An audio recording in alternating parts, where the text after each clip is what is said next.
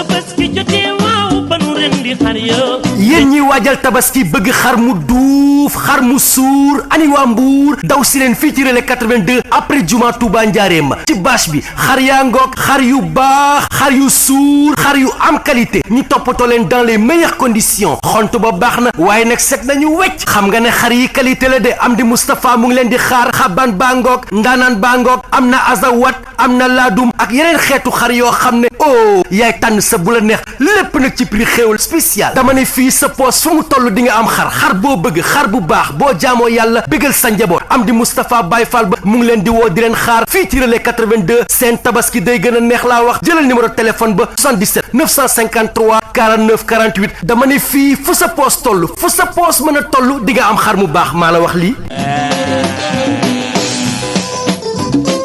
ne xar mu góor de lañ la laaj boo ko amul bu jigéen boo ko amul rey ko moom de dagan na xale yi jóg di ñaani ñëw na mag ña jóg di baalu ak loolu mooy li war ci bis buñ ko amee